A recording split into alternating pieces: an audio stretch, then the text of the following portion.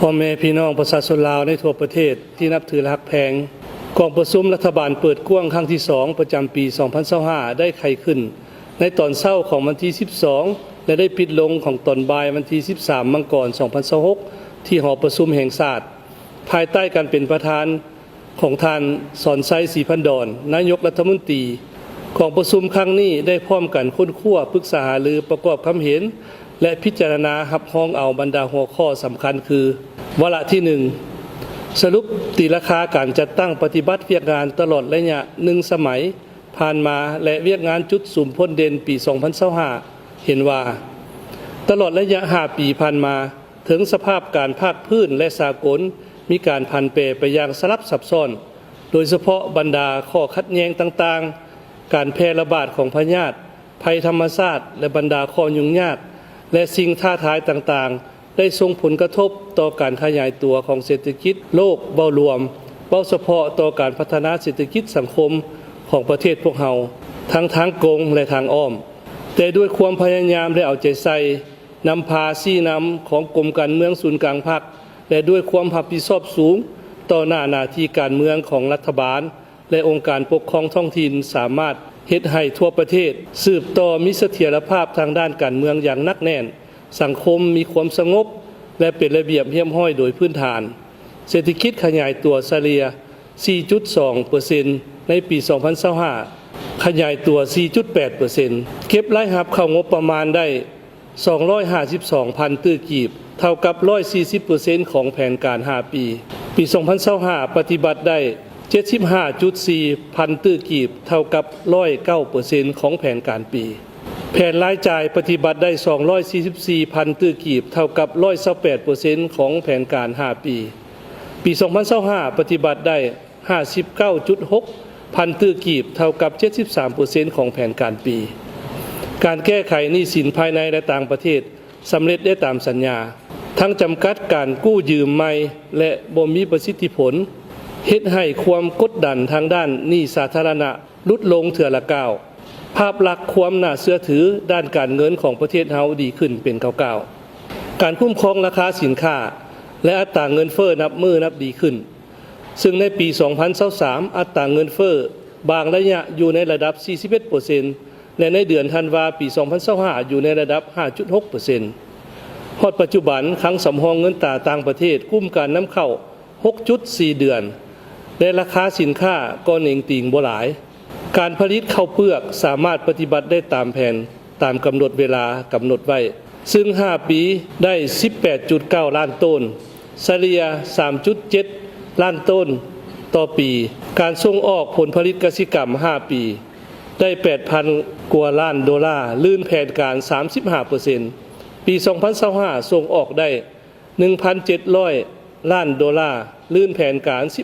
15% สามารถระดมทุนทั่วสังคมได้387,000 ตื้อกีบเท่ากับ 189% ของแผนการ 5 ปี ปี 2025 ระดมได้ 5.2 พันตื้อกีบเท่ากับ 100% ของแผนการปีการลงทุนจากเอกชนภายในและจากต่างประเทศปฏิบัติได้ 266 พันตื้อกีบเท่ากับ 266% ของแผนการ 5 ปีการผลิตแร่ธาตุรวมปฏิบัติได้ 169 พันตื้อกีบเท่ากับ 202% ของแผนการ 5 ปีจำหน่ายแร่ธาตุทั้งภายในและต่างประเทศได้ 17,000 ล้านดอลลาร์เท่ากับ 160% ของแผนการ 5 ปีปี 2025 การผลิตแร่ธาตุได้ 44,000 ตื้อกีบเท่ากับ 129% ของแผนการผลิตพลังงานไฟฟ้าได้ 251,000 ล้านกิโลวัตต์โมงเท่ากับ 91% ของแผนการ 5 ปีคิดเป็นมูลค่า 263,000 ตื้อกีบเท่ากับ 186% ของแผนการ 5 ปีส่งออกกระแสไฟฟ้าไปต่างประเทศได้ 195,000 ล้านกิโลวัตต์โมงเท่ากับ 152% ของแผนการ 5 ปี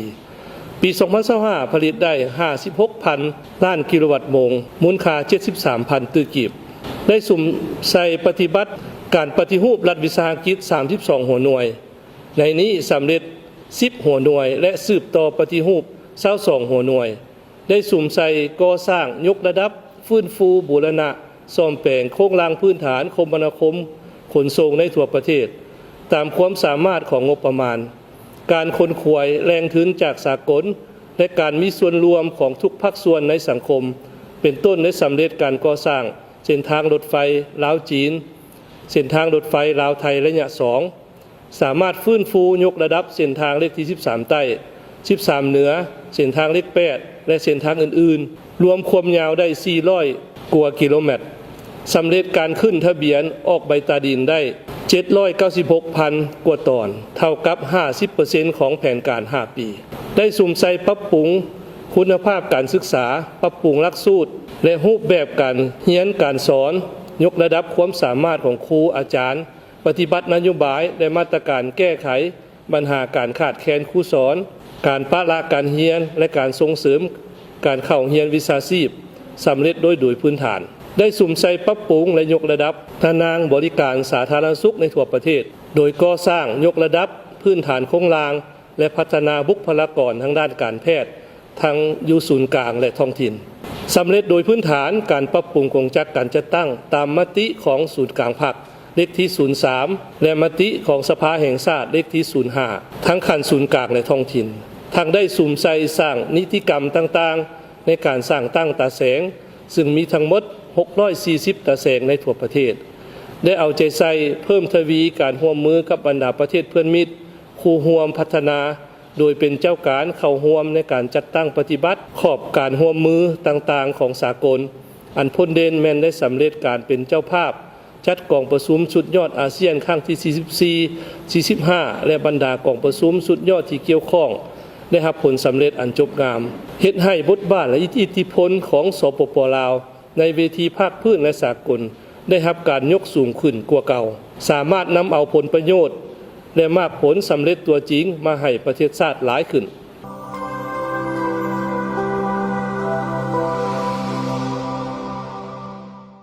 สำหรับแผนเวียกจุดสุ่มปี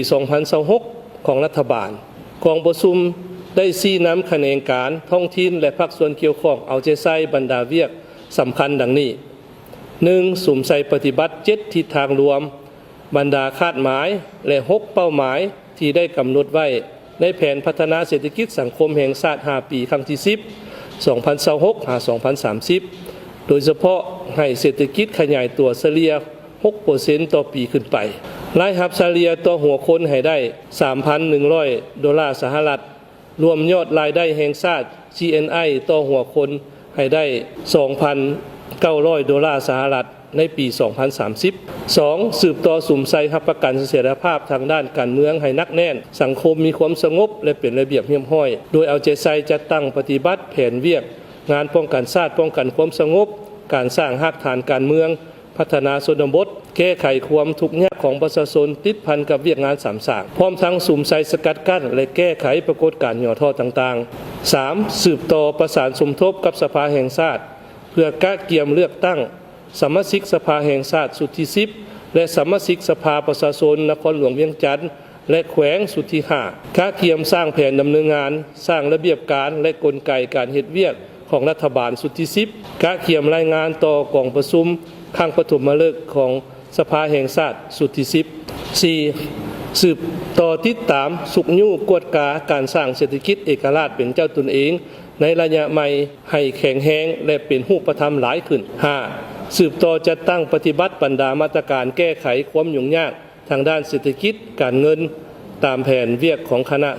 19เป็นต้นแม่นสืบต่อสุกยู่และส่งเสริมการผลิตภายในเพื่อทดแทนการนำเข้าการคุ้มครองราคาสินค้าสู่โซนเก็บรายรับงบประมาณแห่งรัฐปี 2026 ให้บรรลุให้ได้ 20% ของ GDP ตามทิศสอจ.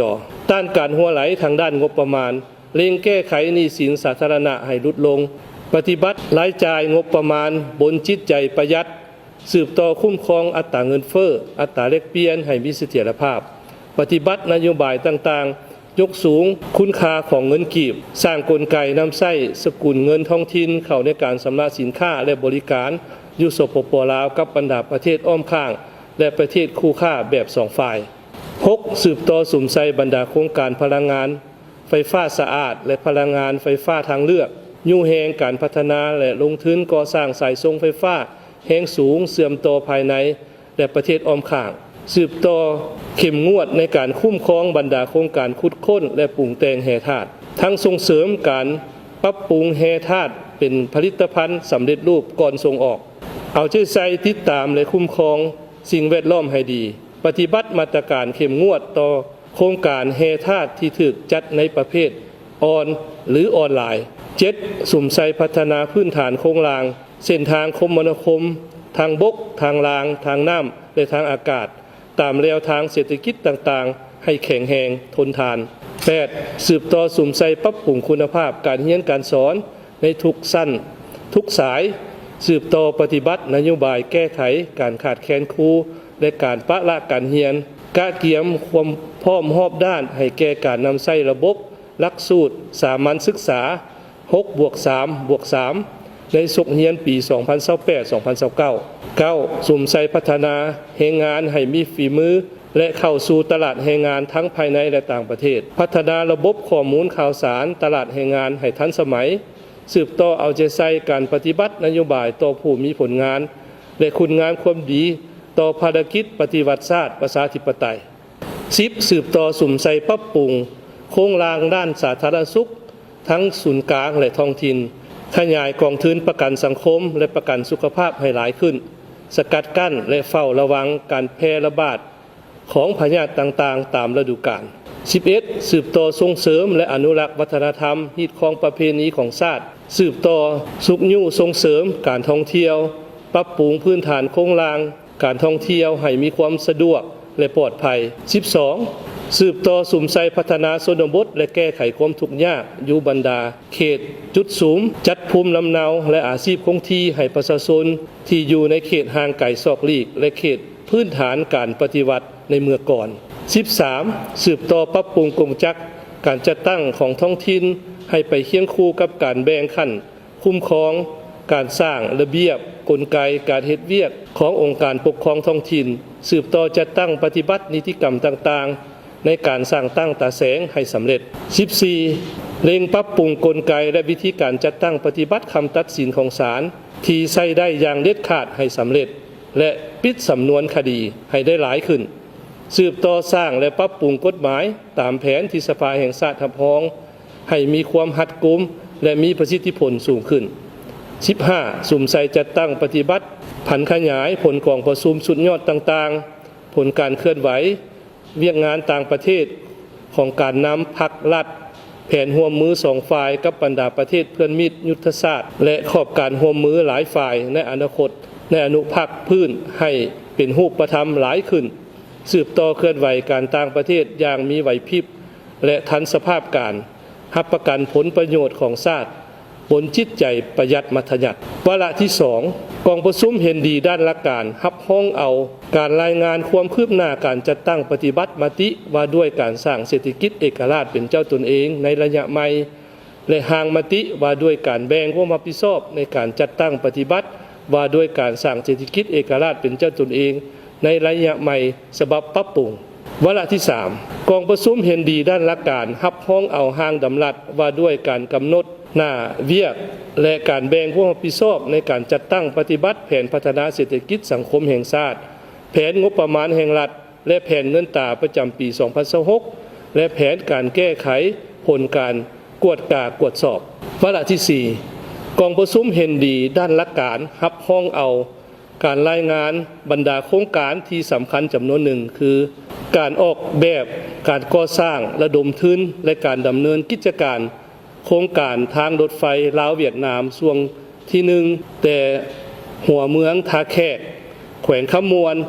หามูเกียชายแดนลาวเวียดนามระยะทาง147กิโลเมตรในรูปแบบก่อสร้างดำเนินงานและมอบโอนหรือ BOT รวมทั้งหมดการเจรจาการสัญญาสัมปทาน CA